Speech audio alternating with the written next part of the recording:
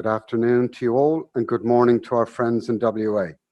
My name is Jerry Power, and I'm the National Head of Sales for Emergence, and I will be your host for today's webinar. The webinar series is an ongoing feature of our education initiative to build the cyber knowledge of our broker partners. Our webinar is timely because last week another large Australian data breach was disclosed, this time the largest car-sharing operator in Australia, GoGet, with close to 100,000 members, announced that their fleet booking system was hacked by a Sydney-based hacker.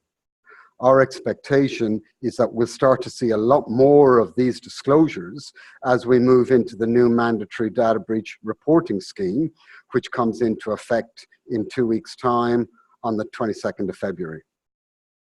We have a big audience today with over 850 brokers and clients listening, which gives you an insight into how important cyber is as an issue for the insurance industry and business. I'm pleased to advise that all attendees will be entitled to 1 CPD point for attending today's webinar. Today, we'd like to share with you our insights into cyber as a significant risk for business, the new notifiable data breaches scheme, and how clients can be impacted by data stored on the cloud, and one of the most requested topics by brokers is claims examples. So today we are going to walk you through some claims that Emergence have managed in its own portfolio, including the journey of a claim from a cyber event through to how the claim was resolved, remediation of systems, challenges presented by the claim, notifiable data breaches implications, and the outcome and cost of the claim. And finally, I will provide you with an update on how Emergence is growing and building its capabilities.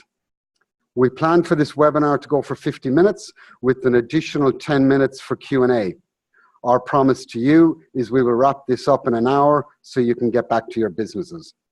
If you want to post a question during the webinar, please use the question icon on the screen, and we will try and answer as many questions as possible in the Q&A session or before.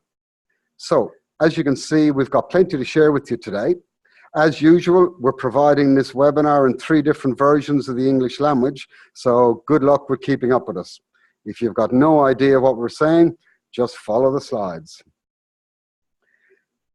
Before we start, I want to say a big thank you to all those brokers who voted for Emergence in the recent Insurance Business Awards Brokers on Underwriting Agencies.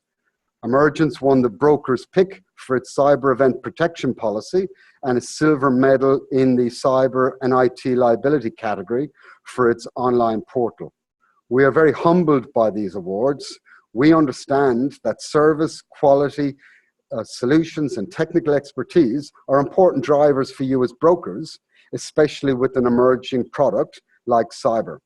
So from all of us at Emergence, thank you. It is very much appreciated. There is a considerable focus on cyber these days for a number of reasons. Cyber is a top 5 risk faced by business today. Some leading professional services firms like PwC and EY are saying that it's even a number 1 business risk because cyber events have the potential to put a business out of business. Small business is Australia. In Australia, are the target of 43% of all cyber crimes.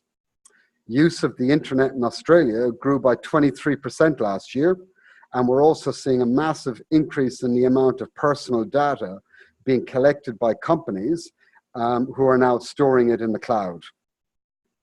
63% of confirmed data breaches involve leveraging weak, stolen, or default passwords and usernames. This is a major concern for us as underwriters. 30% of phishing emails are opened, with 12% clicking on the infected link or attachments. Having seen these types of claims, Emergence are dealing with every day, which is phishing attacks. These can lead to ransomware attacks and are the most common claim we are dealing with today. And every industry is at risk. Criminals don't care what industry your client operates in. If they can monetize an attack, then that industry is at risk.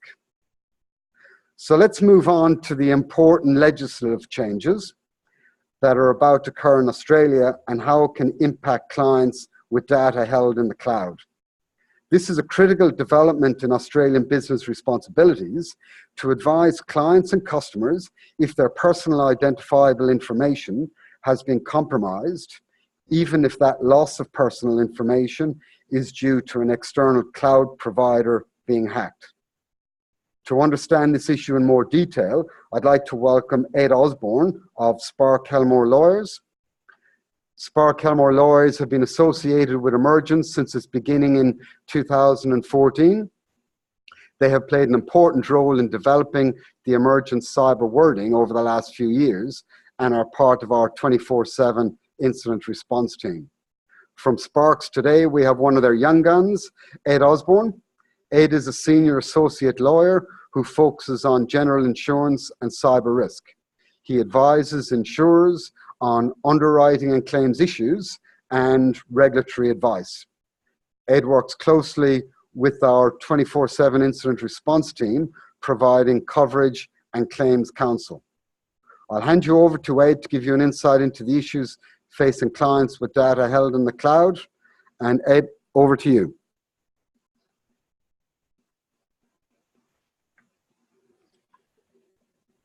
Thanks, Jerry. So I'm hoping to expand on what you already know about the NDB scheme by looking at how it could affect those of you and your clients that rely on cloud computing services in their businesses. Provided we don't run out of time, I'm aiming to run through the basics about what cloud computing actually is, the main types of cloud deployments, the size of the cloud computing market, some recent examples about cloud computing data breaches, a quick recap on the legislative framework that governs the scheme, how to allocate compliance responsibility, and the kinds of things you should be considering when dealing with cloud providers. So what is cloud computing? Well, put simply, it's the delivery of computer services, so servers, storage, databases, networking, and analytics over the internet. Now, for the most part, cloud services fall into three broad categories: infrastructure as a service, or IaaS, platform as a service, or PaaS, and software as a service, or SaaS. Those categories are sometimes called the cloud computing stack for no other reason that they build on top of one another. SaaS products are the most familiar of cloud services, and they include Gmail, Salesforce, and Dropbox. They basically provide an interface that businesses can immediately use, and it's commonly charged on a monthly or yearly basis rather than sold outright. PaaS products take care of what's called middleware, which is essentially everything between software applications and the hardware or servers. It's a platform programmers use to create applications, and it's not a ready-made end-user application, but essentially a coding environment. Some examples include Microsoft Azure and Google App Engine. IaaS products offer the underlying framework to all the software and basically operate in the same way as traditional computing hardware does. The most well-known example is Amazon Web Services, which is sometimes called AWS. It's very much like a data center, but without the customer having to deal with capacity planning or physical maintenance. Really, the important thing to note is that while some of the layers may sound obscure, it's very likely that a number of you or your clients are, in one way or another, relying on one or more of them. So the next step to understanding the basics of cloud computing is to get a sense of how cloud services can be deployed. Generally speaking, there are three different kinds of deployments. There's the public, the private, and the hybrid clouds. Public clouds are owned and operated by a third party that delivers resources such as servers and storage over the internet. All of the hardware, software, and other supporting infrastructure is managed by the cloud provider. So basically, you access the services and manage your account through a web browser. A private cloud, on the other hand, refers to cloud resources that are used exclusively by a single business, and they may be physically located at the company's on-site data center. In a nutshell, it's where the services and infrastructure are maintained on a private network. Hybrid clouds, as the name suggests, combine public and private clouds and allow data and applications to be shared between them. they obviously can give businesses far greater flexibility and more deployment options. So hopefully the previous slides have given you some understanding about what people mean when they talk about cloud computing. Now, I won't go through all of the statistics on this slide, but as you can see, the popularity of cloud computing is on the increase, with a number of Aussie businesses using cloud computing services rising from 19% to almost 1/3 in just a year. And as you'll see from the slides that follow, the massive increase in businesses' usage of cloud services is having a knock-on effect on where data breaches occur, and at least post-22 Feb, how those data breaches fit within the NDB scheme. Interestingly, and as a bit of an aside, Lloyds have recently released a report suggesting that if at least one top cloud provider temporarily shuts down for just 3 to 6 days, US businesses stand to lose between 5.3 and $19 billion, US dollars that is. And that hypothetical loss could see insured losses total 3.5 billion US dollars, which is obviously a pretty significant aggregate loss.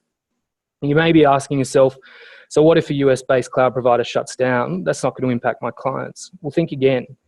Many popular US cloud providers are used by Aussie businesses of all sizes, and even if your client does not have a direct relationship with the US provider, the other cloud services it or its suppliers use may nonetheless be impacted by such a shutdown. So on this slide, I've set out a couple of relatively recent and notable data breaches that were in one way or another related to third-party vendors and which would require a notification under the scheme. The first concerns Uber's revelation in November last year that the names, email addresses and mobile phone numbers of more than 50 million users, which includes up to 2.7 million Australians, were downloaded from a third-party cloud server used by the company. How did it happen? Well, two attackers accessed a private coding site used by Uber's software engineers and used login credentials they obtained to access data stored on AWS. From there, the hackers discovered a trove of unencrypted information and used that info to demand money from Uber. The second example is ABC Commercial's discovery that 2 years of database backups, email addresses and passwords were left unsecured on a widely used cloud service called Amazon S3. This is a service that Jeff will touch on, I think, a little bit later in this webinar. The information included thousands of logins and passwords, some of which were for well-known members of the media. And the breach occurred due to the poor implementation of a routine security update. That's to say, it was human error and not a malicious attack, but nonetheless would trigger a notification obligation under the scheme. The third example was discovered by a security researcher late last year who uncovered some 50,000 personal records, again on Amazon S3. The data included full names, passwords, IDs, phone numbers, email addresses, as well as credit card numbers and details of staff salaries. According to media reports, AMP had 25,000 staff records exposed, and UGL was also affected to the tune of 17,000 records. In this instance, the data breach was due to a simple contractor misconfiguration, and like other earlier examples, would have triggered a notification obligation. So before I move on, it's probably worthwhile briefly explaining what people mean when they talk about encryption. It's a term that's bandied about a lot, including by me, but perhaps not fully understood. So in its simplest of terms, it's the process of encoding data in such a way that only authorized parties can access it. Think of it as scrambling a data set into something completely unintelligible to those who are not authorized to access that data. So you'd think that given the considerable amount of media attention these high-profile data breaches enjoy, businesses would be doing a little bit more to secure their systems. But everyday cybersecurity practice largely isn't keeping up. And this isn't just scaremongering. It really does reflect a difficult reality. And that is that data breaches are increasingly becoming more common as confidential data is moved between on-site networks and the cloud, while often ignoring proper security protocols. And this is something I'll come back to later. But the statistics speak for themselves, and assuming they're somewhere near to accurate, and in typical lawyer fashion, I can't make any promises there, but around 5 million records are being lost or stolen every day, with just 4% of those being considered secure, which is where the data was encrypted, so making the stolen data effectively useless. The other 96% of so-called unsecured breaches necessarily give cybercriminals far more scope to exploit lost data. And it's those kinds of breaches, excuse me, that represent a real concern for the scheme. So turning now to the legal side of things, you should all have a pretty good understanding of how the scheme operates, but it's worthwhile looking again at some of its key aspects as they bear on the cloud computing issue. In summary, entities that are covered by the scheme will be obliged to notify any individuals of a data breach if they are likely to be at risk of serious harm. The scheme basically applies to all organisations with existing obligations under the Privacy Act. Now, after 22 February, organisations that suspect that an eligible breach may have occurred must undertake a reasonable and expeditious assessment to determine if the breach is likely to result in serious harm to any affected individuals. As I mentioned just before, if there is an eligible breach, they need to promptly notify individuals at likely risk of serious harm. And obviously the OAIC must also be notified as soon as practical. In terms of the notification, it must include the identity and contact details of the organisation, a description of the data breach, the kinds of information concerned, and recommendations about the steps individuals should take in response to that breach. So here's where things get a little bit trickier. Under the Privacy Act, an entity is taken to hold personal information if it has possession or control of a record that contains personal information. Now, this means that the term holds extends beyond physical possession of a record to include a record that an entity has a right or power to deal with, even if it doesn't physically possess the record or own the medium on which it's stored. For example, one entity may store its records with a cloud provider. Since the cloud provider has possession of the records, it'll be taken to hold the personal information, and equally, because the first entity has contractual rights to retain control of the records, such as maintaining rights to access and use of the records, both entities hold the information for the purposes of the scheme. Lawyers love to say it depends, but the definition of holding personal information under the Privacy Act really does depend on the circumstances. And although we're focusing on cloud computing today, it's worth pointing out that the joint holding of information isn't necessarily confined to cloud arrangements. For example, two or more entities may hold the same information in outsourcing arrangements, Commonwealth contracts, which is a suite of documents that I suspect a number of your clients will be familiar with, or joint ventures. So ultimately, where two or more entities hold the same record of personal information, both are generally responsible for complying with the scheme in relation to that particular record. But exceptions apply so that only one of the entities that jointly holds the information needs to comply with the scheme's requirements, effectively on behalf of the group. Under Section 26WJ, if a data breach affects one or more entities that jointly hold personal information and one entity has assessed the suspected breach, the other entities are not required to also assess that breach. That said, if no assessment is conducted, and depending on the circumstances, each entity that holds the information may be found to be in breach of the assessment requirements. Similarly, under Section 26WM, only one entity needs to notify individuals and the Commissioner if there is an eligible breach involving personal information that is jointly held by more than one entity. If none of the entities notify, then, again, all of the entities may be found to have breached the scheme's requirements. Basically, the critical issue to get across to you all is that each entity that holds personal information involved in an eligible breach should be able to demonstrate that they are meeting the requirements of the scheme and the Privacy Act more broadly. So the scheme has adopted quite a flexible approach to compliance such that it doesn't really prescribe which entity should conduct an assessment of a suspected breach, nor which entity should notify individuals and the Commissioner about an eligible breach. Long story short, where information is held jointly, entities should establish clear procedures for complying with the scheme when entering into service agreements or other relevant contractual arrangements. And this may include, considering obligations around the communication of suspected breaches, processes for conducting assessments, and the responsibility for containment, remediation, and notification. The OAIC recommends, and I suppose common sense dictates, that in general, the entity with the most direct relationship with the individuals at risk of serious harm are usually best placed to notify, as it's going to allow those individuals to better understand the notifications and how the breach might affect them.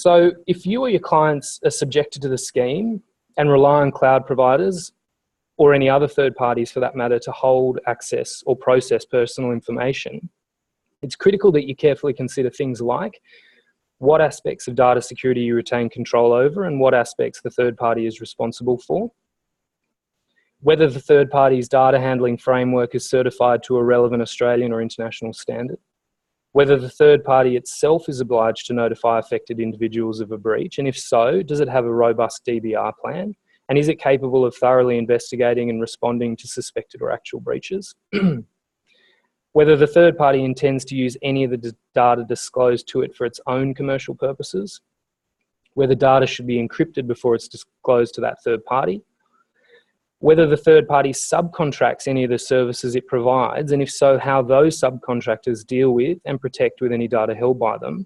And I should point out that this is quite common and obviously adds an additional layer of complexity to these cloud computing arrangements. But otherwise, whether the contract with the third party provides sufficient security-related mechanisms to enable you to comply with your obligations under the Act, allows you to test and validate the third party's security systems, imposes obligations on the third party to notify you of any data breaches affecting your data within a reasonable period of time and otherwise in compliance with your obligations under the Privacy Act, explicitly details who will notify affected individuals and allocates liability for example, the costs associated with a breach and whether such allocation might affect any of your insurance arrangements. It also bears mentioning at this point that for most SaaS service offerings, well, those service offerings in particular, unless you're a very large company, and even possibly then, you're likely going to be beholden to the terms imposed on you by the cloud provider. Our suggestion there would be that you take extra care to ensure that whoever you use is a respected provider and deploys the kind of security mechanisms required to comply with the Privacy Act. Basically, do your due diligence. Now, if you thought you could get away with simply offshoring your data to avoid complying with the Act, you'd be wrong. Entities that disclose personal information to an overseas recipient will remain accountable for an offshore breach, even if that entity is not responsible for the breach. You are required to comply with the notification requirements as if you were holding the information yourself. Essentially, what we're saying here is that additional, not less care should be exercised by those that rely on overseas third parties to manage, hold, or process personal information. So before I hand back things over to Jerry, and in summary, those of you and your clients that are subjected to the notification scheme really should be revisiting arrangements with cloud providers to ensure that there are no obvious deficiencies surrounding the handling of your customers' personal data. You should be establishing very clear protocols for responding to data breaches, particularly where the data is held by more than one entity. And realistically, those protocols should incorporate your insurer and its own response team. And lastly, encrypt your data before disclosing it to a third party. This, in our view, is one of the better ways to ensure that in the event a cloud provider suffers a breach that affects your records, those records are not capable of being used for any other purpose. And in fact, arguably, that the breach data was encrypted in the first place may be sufficient for you to avoid the notification requirement completely. So I'll hand back over to Jerry.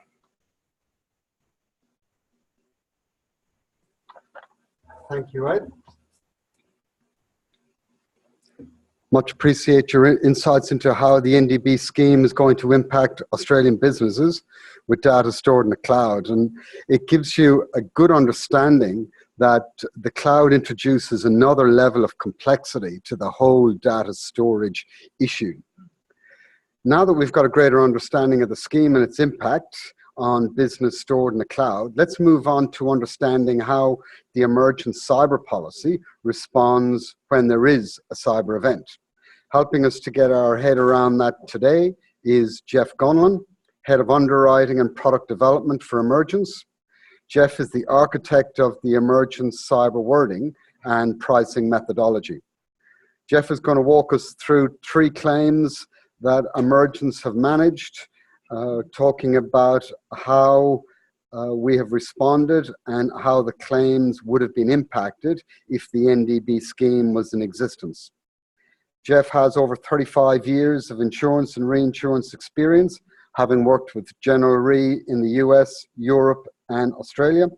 Before joining Emergence in 2016, Jeff was General Re's Regional Chief Underwriter for all casualty facultative and program business across the Asia Pacific region. With that amount of knowledge and experience, Jeff is excellently placed to share his insights with us today, even if it is in a different type of English. Jeff, as always, over to you.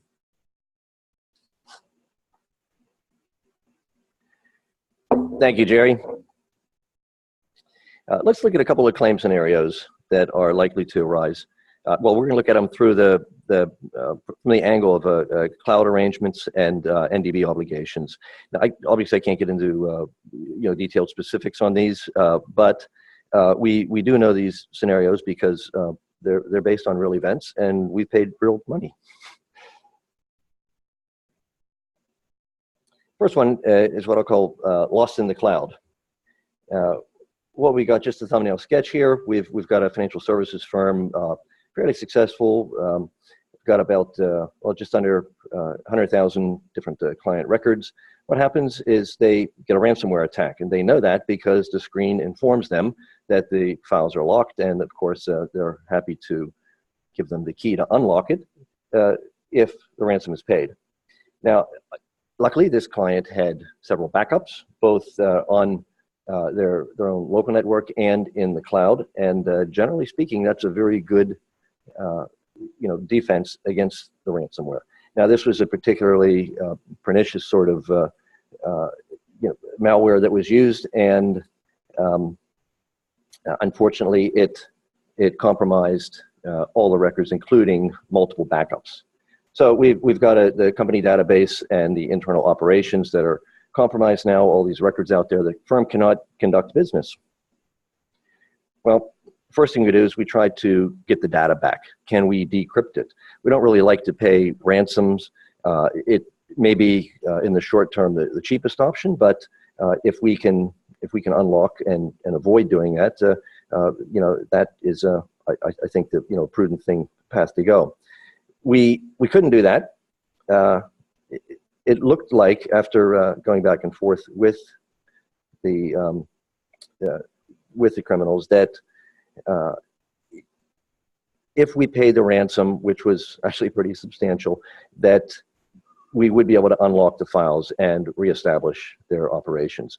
So, forensics had identified exactly what happened, and once you can't just pay the ransom. You've also got to sort through your system and clean it and secure it again, because you don't want malware lurking in there that a month later you get some repeat.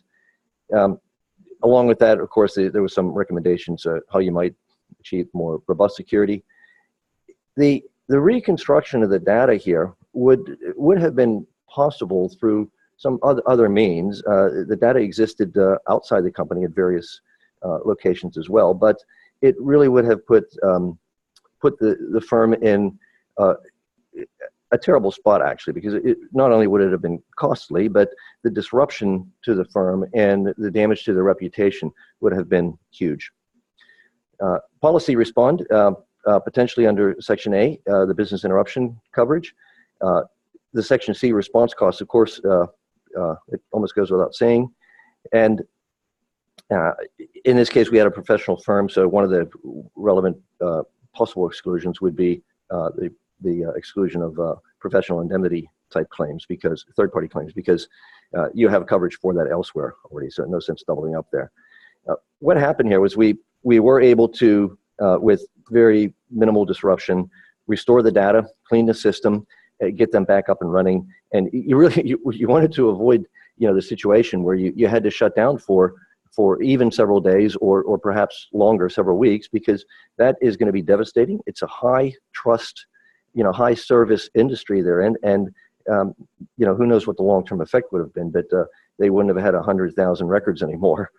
The data was potentially lost. It wasn't immediately clear if there was any exfiltration. So, if there's no exfiltration, if it's just a matter of it, being held for ransom, that may be a sort of a neutral, breach reporting outcome. If there is exfiltration, and you do have to check for that, then of course you've got sensitive data here and quite a bit of it, and you can see where the cost of notifying clients would escalate, and the reputational damage to the firm would be also considerable. In this case, managed to get it under control quickly. Cost was about $40,000. Actually, it was a little bit over. Let's call it 40,000. And of that, other than a lot of angst, the firm had to pay $250 excess. What can we learn about it? Well, multiple backups are a must. It's not foolproof, but you have to do it. Just because it's stored in the cloud doesn't necessarily make it safe from attack, because those files can be corrupted the same as any others.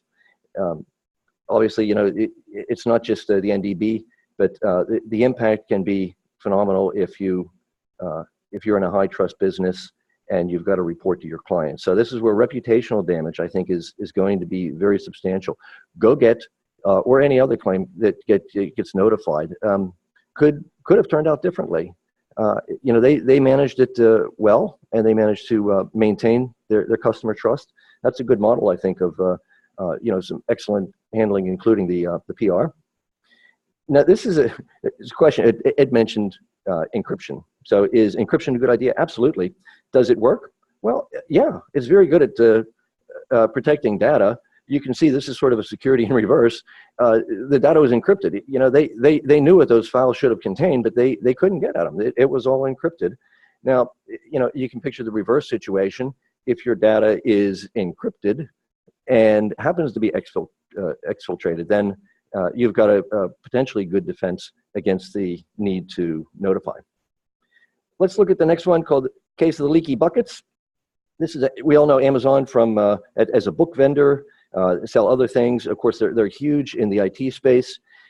The simple storage service, the so-called 3S, as Ed mentioned, well, it's used by firms of all sizes, not just big multinationals. It's very popular because it scales. You don't have to invest as much in the infrastructure. Even startups use it because it's convenient, and you can scale it up quickly with the size as your company grows. Now, some months ago, I guess about a half a year ago, it was discovered that many of these buckets were leaky, that they had unrestricted public access. So if you knew the URL, if you knew where they were located, then you could sort of wander in and rummage through the data. It's like putting your data in this case, in the cloud's like putting all your valuables in the room in the corner on the third floor and leaving the door open. Now, if I happen to know it's there, I could just wander in and take anything I wanted. That was exactly the situation we had here. He mentioned the ABC. They had millions of records there, but they're not the only ones that were affected. The question is, do you have something that would trigger the policy? Well, is that a miscellaneous error? You have errors by your own folks that compromise some security aspect of your IT. And in this case, the buckets were not configured for restricted access. And if you don't lock the door, well, that's kind of what happened here. Is then you're clearly exposed. So this one is just the ABC.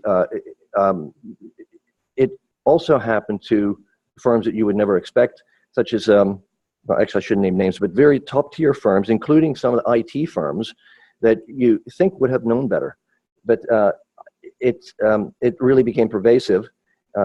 People had to scramble now to figure, what have we got there?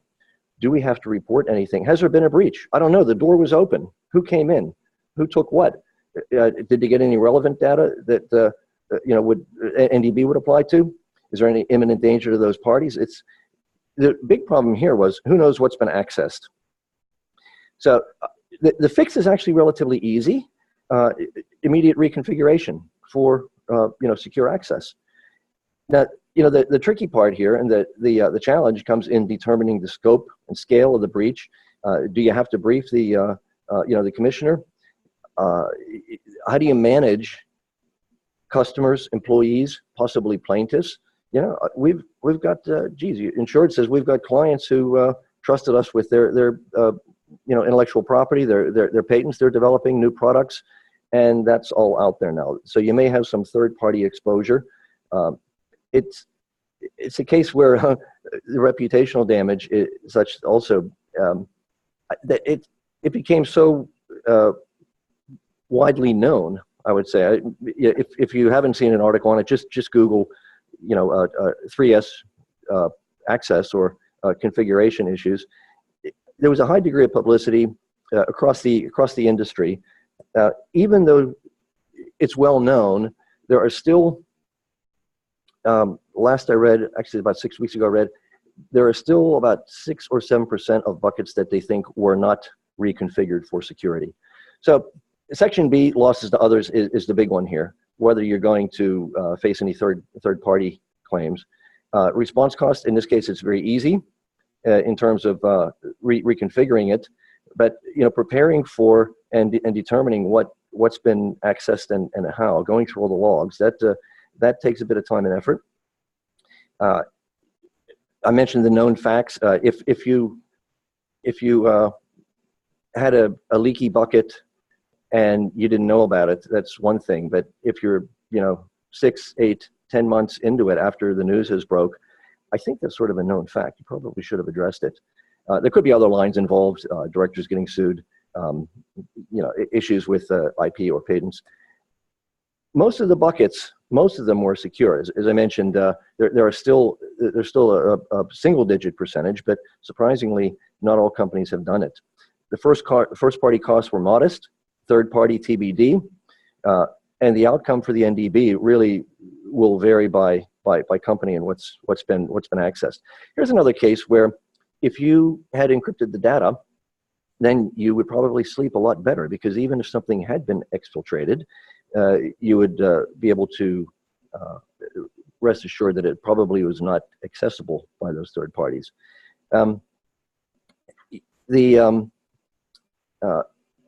Amazon, one of the solutions that they proposed in there, in fact, was not only will we notify you if you have a public access as your setting, but we recommend as a default setting that everybody encrypt their data before you put it in the bucket. What do we learn? Data security is your responsibility. It's no safer than how you configure it. Now, Ed mentioned some of the roles and responsibilities that folks have. You have to know what your role and responsibility is. What data are you putting there? Do you segment it? Do you isolate it? Is it behind another firewall? Do you have a certain bucket for secure things? Who has access to that? John and Jane can do it, but not others. One of the lessons we can learn here is we have a very sophisticated operator, Amazon, who provides a great service, technically wonderful. Humans will always find some way to make a mistake. In this case, it was a very pervasive mistake. Consider encryption by default, as I mentioned, always a good practice, I think. Next, I'm going to go to a case which I call greetings from home office. There are trends these days to use more and more bring your own device. So, tablets, people working from home from their PCs. I have 2 iPhones, one for work and one for home, but I don't necessarily always use them exclusively.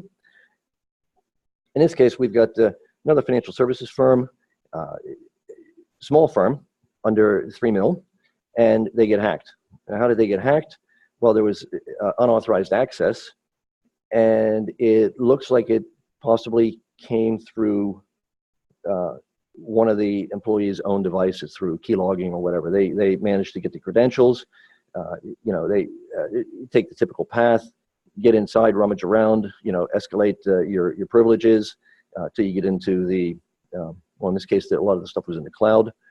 They managed to access these records and file fraudulent tax returns. There was actually, this is more than one claim here. And every year around tax time, there are different scams that come around. And the ATO had reported, of course, there were also tax scams here as well with fraudulent returns. How this was fixed is, first off, to contact the authorities, the ATO, put a hold on all the processing, because we don't know what's been affected and what's not. identify the root cause. How did they get in here? The cloud is really secure. We have really good security in our own system. How the heck did this happen? Well, it came in through the back door, through the bring your own device. Patch that, secure it, clean it. Some recommendations on how to better run and secure your bring your own device part of your network. And one of the challenges we had here for management was that there was no report duty, no duty to report at the time, but should they notify their clients? And you can debate whether that's good practice or bad practice, because they may be happy if you're on top of it, and they might not be happy that anything happened at all. It's a high trust business, so it's a management decision. In this case, we don't decide that. The firms in question decided themselves, which we would assist not only with the response costs for the IT, for securing things, figuring out what happened, but also in terms of the PR. And again, GoGet's a very good example. If you're going to notify people, you want to do it in a way that is not just compliant, but you also want to make sure that you deliver the message in as favorable a light as you can. Now, one aspect to consider here as far as coverage goes is not just the PI, but whether it's your IT infrastructure that was hacked here. If you're using a computer at home, or I will do that, I'll work from home and I may access it from my home PC, is that part of the infrastructure? Well, to the extent that I'm using it for business purposes, and this is perhaps a typical scenario, yeah, we would consider that part of your IT infrastructure. Now, my holiday pictures and my personal emails and all that won't get reconstructed, but the business data and business aspect, that whatever's relevant, would. So final outcome here, we had the breach contained security, or the systems were secured and cleared. The costs were, there were several claims here, but the costs were fairly modest. Let's call it around 10,000, typically. There wasn't a big notification action that was taken. There was discussion, there was some preparation, and clients were either not notified, or it was just a handful of clients, so it could be, small scale, discreetly done. Going forward, that won't be an option, and you can expect that will contribute to the cost of the claim. So that 10,000 would be, wouldn't stay at 10,000. The cloud and your IT systems are only as safe as your weakest link.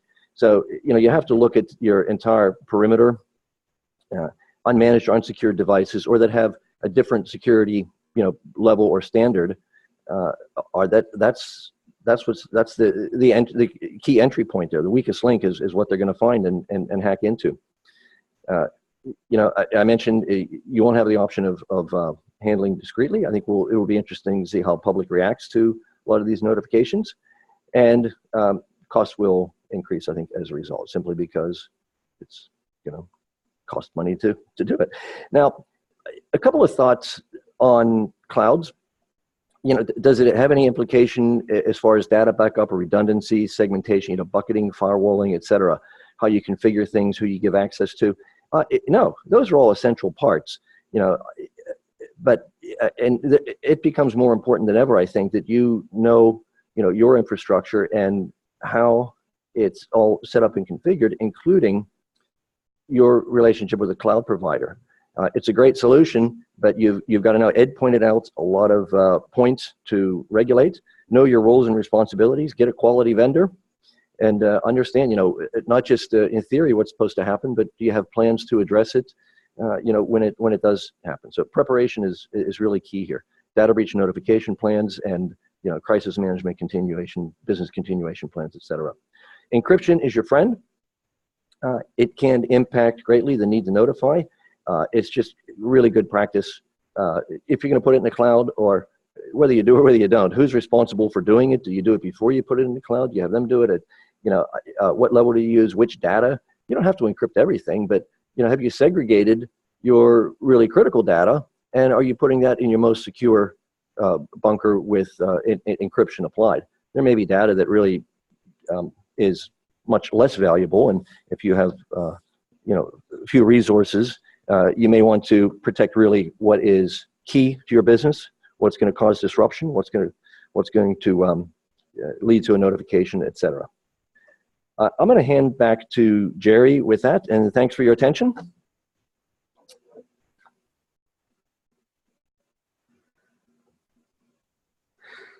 Thank you, Jeff, for helping us understand how the emergence policy protects insureds if they're going to have an eligible data breach, even if we only stood half of what you said. Over the last few months, I've been spending a lot of time talking to brokers about emergence's capabilities and brokers' understanding of what we can do. It has become obvious to me that there's a number of you that do not realize that emergence has become one of the largest writers of cyber insurance in the Australian market. We've achieved this by offering an expanded cover and underwriting capabilities, as well as an expanded online portal. So what's changed? Emergence released a new, broader wording last April. We have invested heavily in technology. With an expanded question set, the new portal can now write risks up to 75 million, and I'll talk about that in a bit more detail later. Emergence has now one of the broadest appetites in the market, with the ability to provide solutions for over 13,000 occupations in the online portal, including some industries that other insurers have an issue with, such as healthcare, retailers, education, or financial services. We write risks from startups up to ASX-listed companies, and in the last few months, we've written 5 ASX-listed companies. We also have the ability to write schemes, and the security behind the emergence policy is 100% Lloyd's. Markel, who are the second largest writer of cyber in the London market, and also have a large book of US business, that gives them a global view of the cyber market, which Emergence leverages off to ensure the Emergence wording is addressing the emerging cyber issues. We're working on Emergence 3.0, so stay tuned for that. Emergence are very focused on building the cyber knowledge of the industry, and in particular, our broker partners. Cyber is an emerging product which is going to change even further as we move into the new mandatory reporting environment. Going forward, we're looking to focus more on educating our broker partners through such things as webinars, website blogs, broker presentations, and LinkedIn content. You can build your cyber knowledge by registering your email address on the products page of our website, or follow Emergence Insurance on LinkedIn.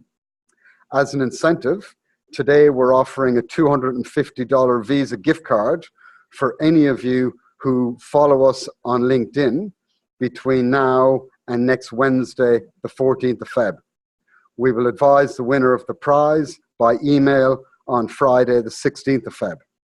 And congratulations to Rolf van Dulst of Coastsure Insurance Brokers in Nerang in Queensland, who was the winner of our last webinar competition in November.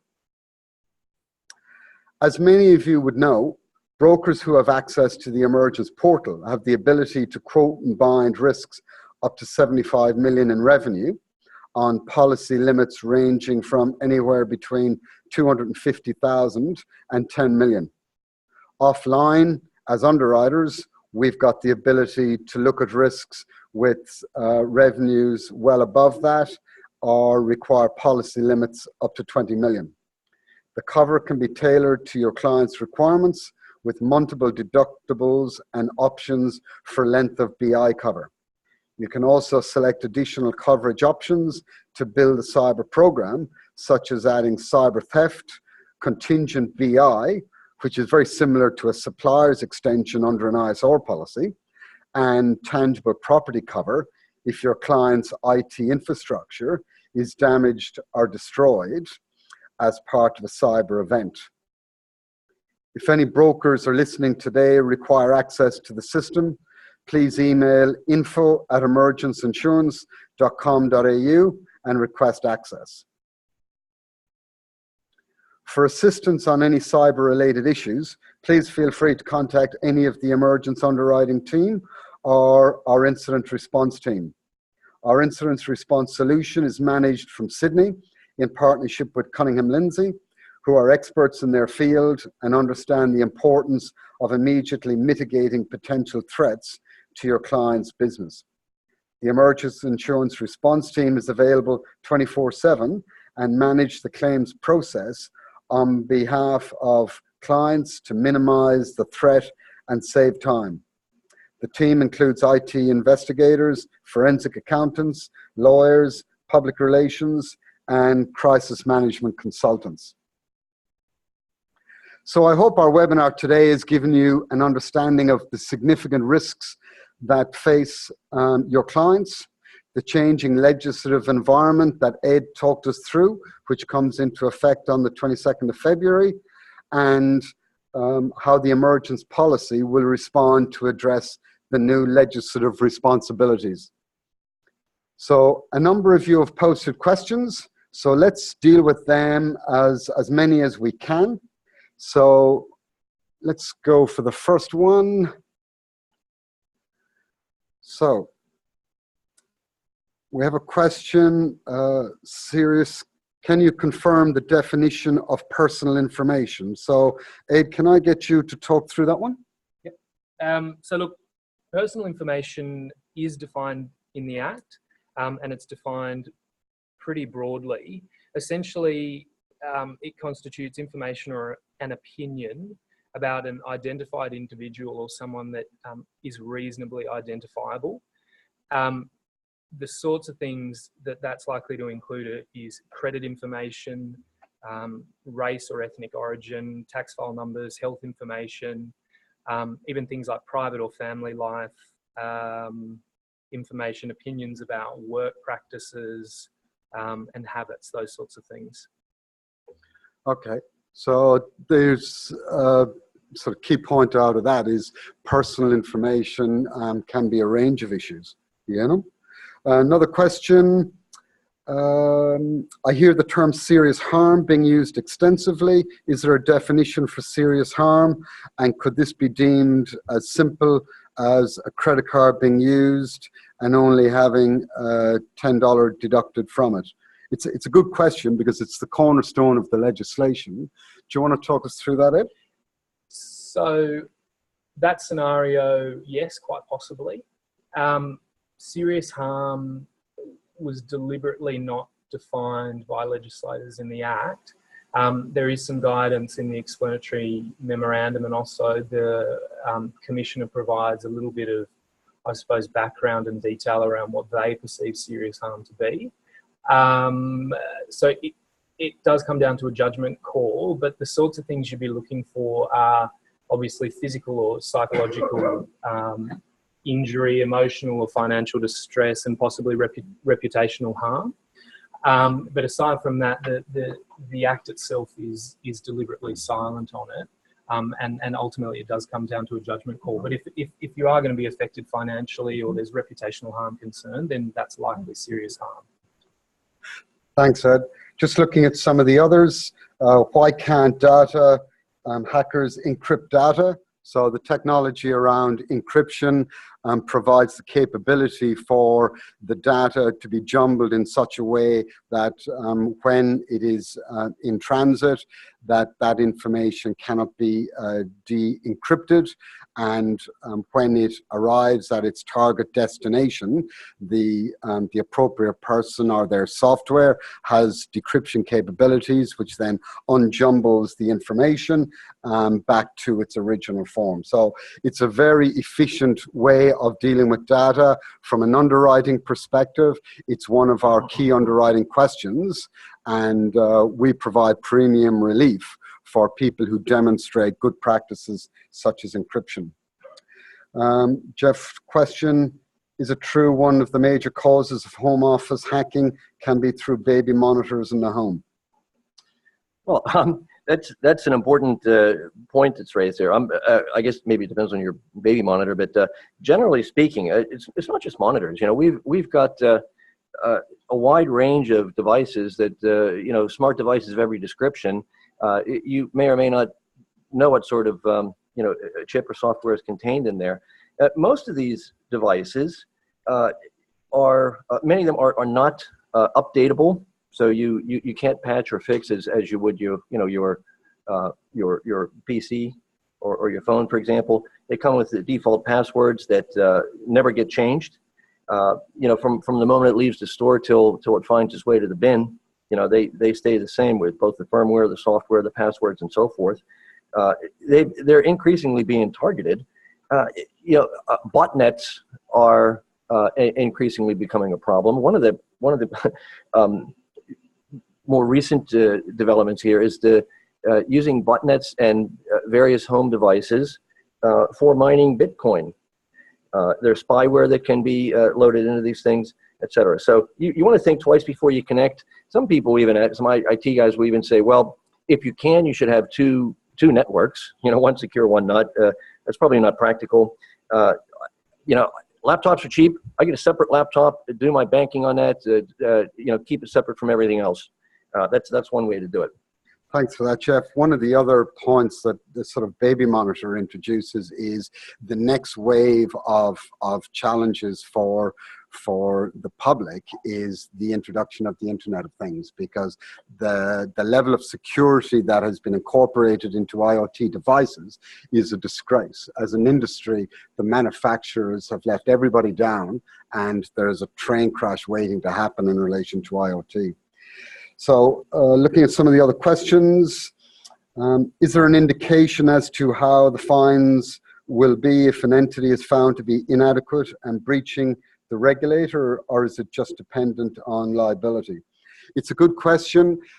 Having sat and talked to the Privacy Commissioner, Timothy Pilgrim, it's quite obvious from his view as the person charged with investigating all these privacy breaches, his view at this point in time is educate, educate, educate. So he has substantial fines, penalties, enforceable undertaking capabilities under the legislation, but the current view is he wants to educate Australian business so that they traverse into this legislation and understand what the requirements are. But he made it quite clear that if he sees repeat offenders, that he will use the powers available to him under the legislation. Will the policy respond to social engineering? Our policy provides an optional extension for cyber theft, which is not social engineering. However, it has a lot of the characteristics of it. Emergence made a decision that we are not going to provide social engineering cover because we don't believe that the cover is sustainable on a long-term basis, and we've made a conscious decision not to do that. What we have done is provided the ability for cyber crime in the event that a client's IT infrastructure has been compromised or a phishing email has allowed for a payment to be made and there is a financial loss as a result. Is there a sublimit for claims preparation costs for the business interruption cover? Simple answer, no. Any other questions? There is a question. We have 2 minutes left. So there's a question here by Russell, very good question, is how do the reporting obligations apply in relation to the broker-underwriter relationship? So especially those underwriters storing data overseas, which there will be many, with cloud providers. Would not the broker have the most direct relationship with the client whose data is theoretically breached and therefore would be obligated to report and manage contacting the client? Are there changes we should be seeking in broker agreements around the storage of client data? It's a good question because there is a number of parties that are in this relationship. You've got the client's data being passed to the broker sending it to, you know, 3, 5 markets. Those markets then looking at them. Some insurers will be holding data over the cloud.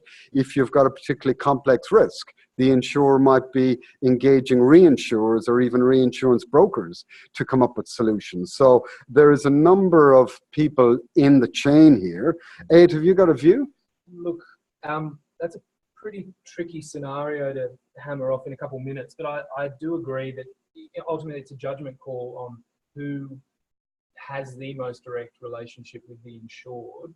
And in that scenario, it may well be the broker. And in fact, really, you should be looking at those sorts of relationships and making sure that, at the very least, if it's not the broker that's going to make the notification, everyone is aware about who actually will notify those affected. Thanks, Ed. It's 60 minutes is up.